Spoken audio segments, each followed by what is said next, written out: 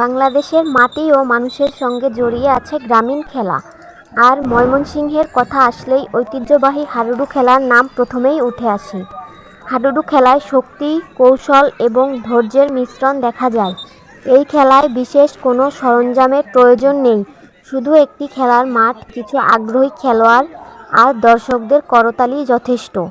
হাডুডু খেলার মূল উদ্দেশ্য হল প্রতিপক্ষের মাঠে প্রবেশ করে তাদের ছুঁয়ে নিরাপদে নিজের দলে ফিরে আসা, আর সেই সময় প্রতিপক্ষের খেলোয়াড়রা রেইডারকে আটকানোর জন্য প্রাণপণ চেষ্টা করে।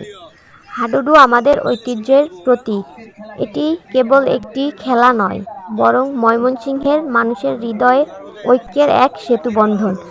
হাডুডুর মতো খেলাগুলো আমাদের গ্রামীণ জীবনের উজ্জ্বল দিকগুলোকে নতুন করে মনে করিয়ে দেয়। এই খেলায় অংশগ্রহণকারীরা শুধু নিজেদেরকে ক্রীড়া সক্ষমতা প্রদর্শন করত না, বরং সমাজের একত্রিত হওয়ার একটি মাধ্যম হিসেবেও কাজ করত। হাডুডু খেলা বাংলাদেশের গ্রামীণ ঐতিহ্যের অমূল্য অংশ, যার ইতিহাস যুগ যুগ ধরে চলতে থাকে। এটি একটি পুরনো খেলা হলেও আজও আধুনিক সমাজে তার গুরুত্ব এবং জনপ্রিয়তা অক্ষুণ্ণ রয়েছে। হাডুডুর উৎপত্তি সম্পর্কে সঠিক সময় ও স্থান নির্ধারণ কঠিন, তবে এটি একটি খেলা যা প্রাচীনকাল থেকেই আমাদের সাংস্কৃতিক অঙ্গ হয়ে আছে এবং বর্তমানেও তা বাঙালির হৃদয়ে বিশেষ স্থান অধিকার করে।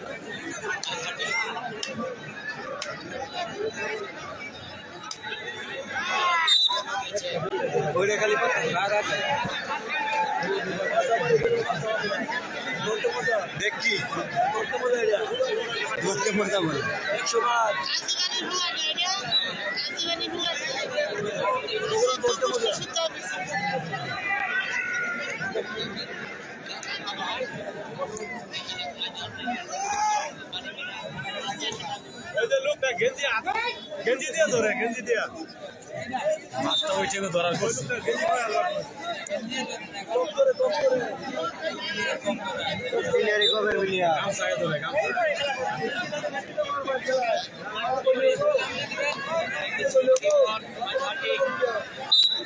মরা মরা